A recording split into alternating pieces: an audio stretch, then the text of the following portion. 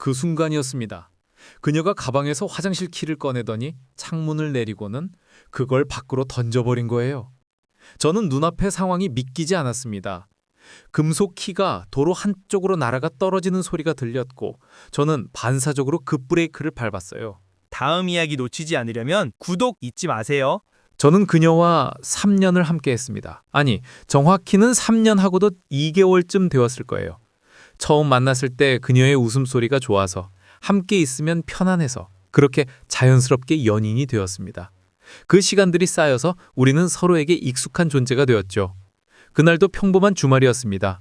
날씨가 좋아서 서울 근교로 드라이브를 가자고 제가 먼저 제안했고 그녀도 좋다며 웃으면서 따라 나섰어요. 차를 몰고 가면서 그녀가 좋아하는 노래를 틀어주고 중간중간 농담도 주고받으면서 우리는 한적한 식당에 도착했습니다. 파스타가 맛있기로 유명한 곳이었는데 그녀가 인스타그램에서 찾아낸 곳이었죠. 식사는 만족스러웠고 우리는 배불리 먹고 나서 다시 차에 올라탔습니다. 돌아오는 길이었어요. 한 30분쯤 달렸을까? 그녀가 갑자기 아이, 깜빡했다. 가방을 뒤적이기 시작했습니다. 왜? 뭐 놓고 온 거야? 화장실 키 내가 가지고 나온 것 같아. 미안해. 순간 저는 당연히 되돌려줘야 한다고 생각했습니다. 식당 입장에서는 화장실을 못 쓰게 되는 거잖아요. 그건 너무 민폐고 상식적으로 당연히 돌려드려야 하는 거라고 생각했어요. 괜찮아. 다시 갔다 오면 되지. 어차피 시간도 있고. 저는 자연스럽게 유턴할 곳을 찾기 시작했습니다. 그런데 그녀가 제 팔을 잡더니 말했어요. 아니야. 그냥 가자. 너무 멀어. 나중에 전화하면 되지. 무슨 소리야. 식당에서 화장실 못 쓰잖아. 우리가 가져다 줘야지. 저는 조금 의아했지만 그래도 이해하려고 했습니다. 피곤할 수도 있고 귀찮을 수도 있으니까요. 하지만 제 생각은 확고했어요. 이건 우리가 책임져야 할 일이었으니까요.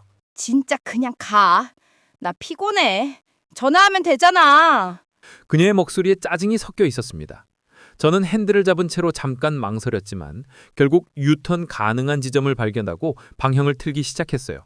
미안한데 이건 우리가 돌려줘야 해. 금방 다녀올게.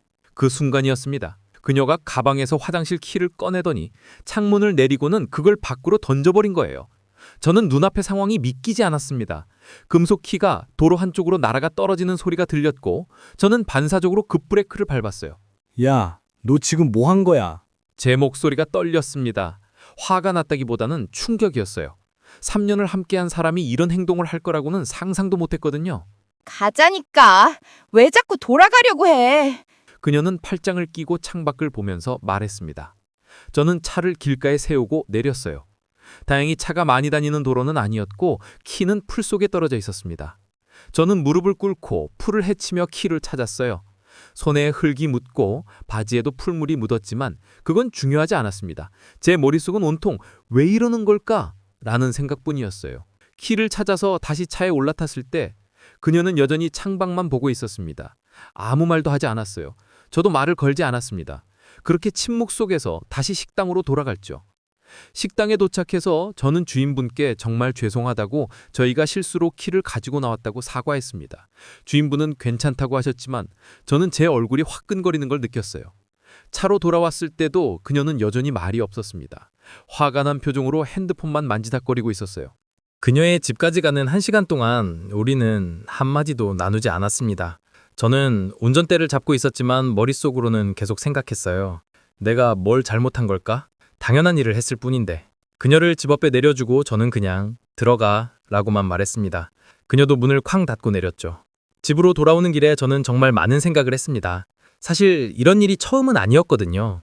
몇 달 전에도 그녀가 카페에서 실수로 컵을 깨트렸을 때 사과는커녕 컵이 너무 미끄러웠어. 며 카페 탓을 했던 적이 있었어요. 제가 그래도 미안하다고 해야 하는 거 아냐? 라고 하자 그녀는 왜 자꾸 나한테만 그래? 라며 오히려 저한테 화를 냈었죠. 그리고 친구 모임에서 약속 시간에 1시간 넘게 늦었을 때도 미안하다는 말보다는 길이 막혔어. 알람이 안 울렸어. 써며 변명부터 했었어요. 저는 그때마다 그럴 수도 있지 라고 넘어갔습니다. 사랑하는 사람이었으니까요. 하지만 이번에는 달랐습니다. 키를 던진 그 순간이, 그 행동이 계속 머릿속에서 재생되었어요. 그건 단순히 화를 내거나 짜증을 낸 게 아니었습니다. 자신의 잘못을 인정하지 않기 위해 아예 그 증거를 없애버린 거였어요. 그리고 제가 올바른 일을 하려는 걸 방해한 거였죠. 3일이 지났습니다. 그녀에게서 아무 연락이 없었어요. 저도 먼저 연락하지 않았습니다. 하지만 마음 한편으로는 궁금했어요. 왜 그랬을까? 정말 자기가 잘못했다고 생각하지 않는 걸까? 그래서 저는 전화를 걸었습니다. 대화를 하고 서로의 생각을 확인하고 이해하고 싶었어요. 여보세요? 그녀의 목소리는 평소와 다름없었습니다. 나야, 우리 이야기 좀 하자. 그날 일 때문에. 이제 뭘 잘못했는지 알겠어? 그 순간 저는 귀를 의심했습니다. 제가 잘못했다고요? 뭐? 너 그날 내 말 안 듣고 자꾸 돌아가려고 했잖아. 내가 피곤하다고 했는데. 그리고 너무 집착하는 것 같아. 키 하나 가지고. 저는 심호흡을 했습니다. 화를 내고 싶지 않았거든요. 침착하게 제 생각을 전달하고 싶었어요. 잠깐만. 우리가 실수로 가져온 거잖아. 그걸 돌려주는 게 당연한 거 아니야? 그리고 너는 그 키를 던졌어, 도로에. 그게 정상적인 행동이라고 생각해? 아, 진짜? 너 왜 자꾸 그걸 가지고 그래? 나 화났었어. 화나면 그럴 수도 있는 거지. 너는 완벽해? 너는 실수 안 해? 저는 그제야 깨달았습니다. 이 사람은 변하지 않을 거라는 걸요. 아니, 변할 생각이 없는 거죠. 자신의 잘못을 인정하는 게 그렇게 어려운 일인가요? 미안하다고 말하는 게, 책임지는 게 그렇게 자존심 상하는 일인가요? 알았어. 그럼 우리 여기까지 하자. 헤어지자. 제 입에서 나온 말이었지만 저도 놀랐습니다. 하지만 후회는 없었어요. 오히려 속이 후련했죠. 뭐? 야, 너 지금 진심이야? 진심이야. 3년 동안 고마웠어. 하지만 이제는 더 이상 못하겠어. 너의 그런 모습이, 잘못을 인정하지 않고 변명만 하는 그런 모습이 너무 힘들어. 그렇게 전화를 끊었습니다. 그날 밤 그녀에게서 문자가 왔어요. 미안해. 내가 잘못했어. 다시 만나자. 라는 내용이었죠.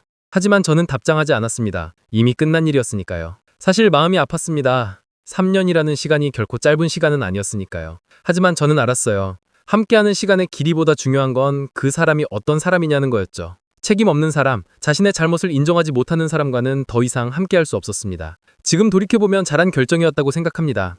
오늘도 들어줘서 고마워요. 구독으로 다음 이야기에서 또 만나요.